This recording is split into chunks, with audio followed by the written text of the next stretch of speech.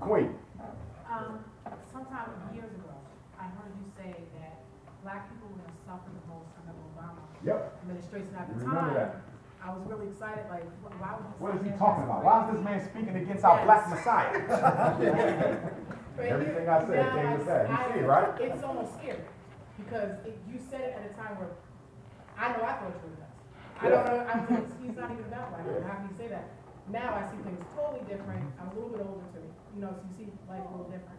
What do you think about Ben Carson, Trump, the whole situation splitting up the Republican Party in this weird way versus Hillary and the agenda for black people? Well, first thing, presidents are chosen at least 4 years in advance.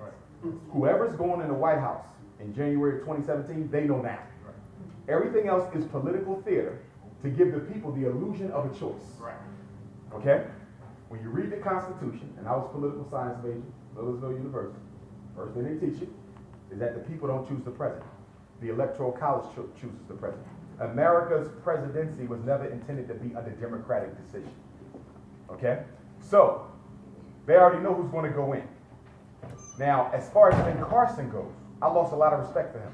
When I was a young brother going through Millersville, we used to go to the Black Conference on Higher Education. He was a regular speaker there. I looked up to him, coming from the ghetto, teaching himself to read, his mom, single mom, becoming the first doctor to separate Siamese twins, master neuroscientist. I couldn't wait to go hear him every year. Now I'm looking at him now, total buffoonery. You see? Hurts my heart.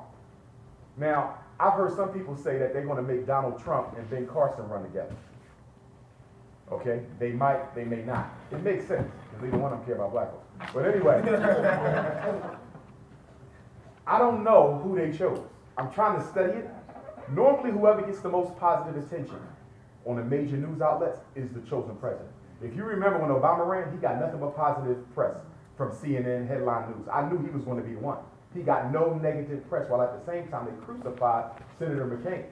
You understand? So I knew Obama was the choice. So you have to look and see who's getting the favorable press. That's the pick.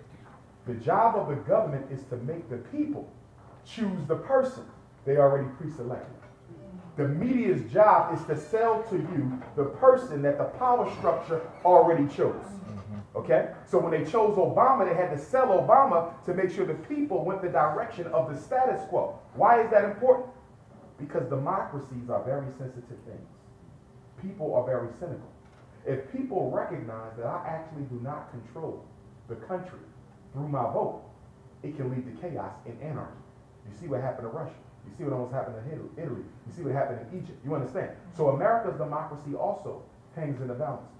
Okay? Most poor people in America are poor white people. You understand? And a lot of them are not happy with the direction that they see the country going into. So it becomes more important to convince them that the person they should vote for is the person that the powers that be wants. Because whenever you have the people choosing one person and the powers choosing another person, then the illusion of democracy has been totally exposed. We saw that with Al Gore, 2000, who clearly beat George W. Bush. I'm not talking about the throw-out votes. Forget the throw-out votes. He still had more votes than George W. Bush, even without the 17,000 black votes in South Florida.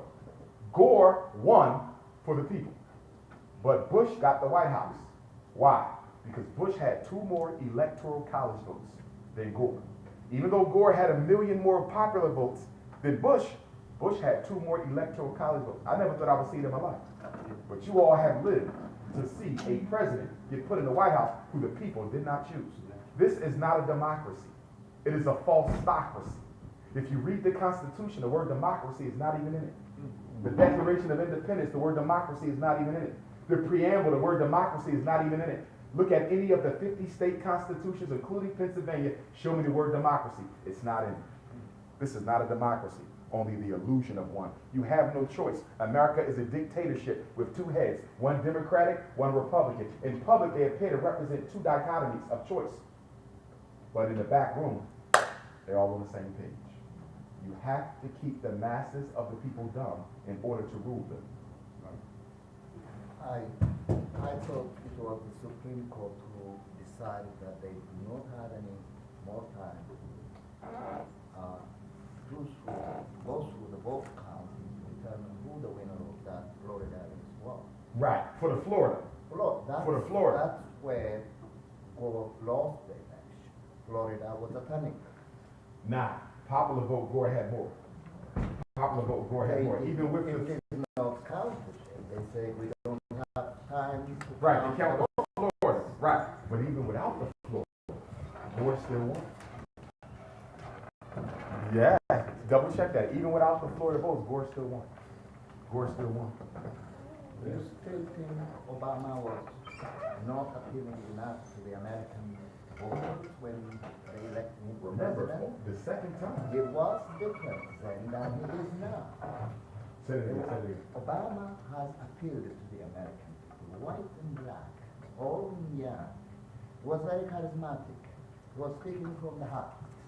And he was very convincing. He was different then when he was a candidate. But now he has changed. I can see that. Yes, yes, In everything he does. yes, yes. But I I'm agree. not sure if it is the institution that really wanted Obama to be the president. He would I have think never the made it. people put him to be the president. No, sir. Who's Obama's top two campaign contributors? J.P. Morgan, Chase Manhattan. There was nothing about Obama's election that was grassroots. He was elected by old white racist money. But Obama was telling us that he was getting every nickel from the regular guys, No. from the small contributors. True. A lot of people gave Obama money, more than any other president we saw. But the money that he got from J.P. Morgan and Chase Manhattan, More so than Clinton did. maybe not more so. My point is Obama and Clinton were sellouts. They was all sellouts. You see what I'm saying? So they all got financed by the same entities. But my point is, if you look at the financiers of an election, you know whose agenda they're going to carry out. And the financiers of every presidential election we had, at least in my lifetime, have been financed by the same people. So how can it be a different agenda? Obama said change we can believe in. But you're being financed by the very same corporate entities that Clinton and Bush and the rest of them chose. You understand? So I knew the Obama campaign, his presidency would be no different than Clinton's or Bush's because you're being financed by the same people who financed them. You see? Remember, Wall Street fell under Bush, but it was Obama who delivered the bailout. You see? He actually did not. I think it is the Federal Reserve Bank who made that decision to bail out the banks so the economy would be safe, so the recession would be stopped from turning into a serious depression. That was a very wise decision, by the way. Why not take that same money that you bailed the bankers out and give it to the people so they can bail themselves out? Say that again. Now, here is the difference. The guys in the Burger King, if they go broke, they take themselves out. But if the banks go broke, they take all of us out, Yes, sir. down the drain. Yes, but So part of the they banking want process- us to go down the drain. Without banks, there is no economy. No lending, no borrowing, no investment. True, I agree with that part. It's not having banks that's the problem. It's no oversight for what they do. The Federal Reserve is not under the United States government, nor is it a public corporation. Federal Reserve is privately owned. Yes. We don't even choose the chair. They give the president 5 names, and the president can choose one of the 5 names for who's going to chair the Federal Reserve. The president chooses No. 7 board of governors. They From- are all appointees of the president. Most of them are economists. Okay. 7 out he- of 12 voting Elder, members. he does not choose them. They give him a list, and from the list he selects. So he does choose after they pre-selected. There's nothing democratic about the Federal Reserve. But if it is, then I got, let me share some of the love. I'm with the you. Federal Reserve Bank, if it makes any profit from the purchase or sale of bonds, what does it do with the profit? It doesn't give it to the president, the private sector. It's a renders it to the treasury.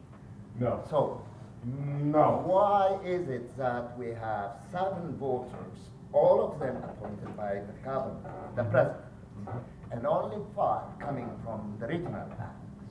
Why did they give majority power to the appointees?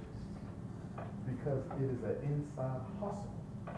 That's why they do it that way. Yeah, I think there was also a fight between federalism and state rights. They did not want to give all power to the federal. I got a question for you. Yes, Have you ever I'm heard- sorry, I don't want to No, you're okay. waste our time debating about this. But I like one question to be answered about the current movement of these very respectable students. Uh-huh.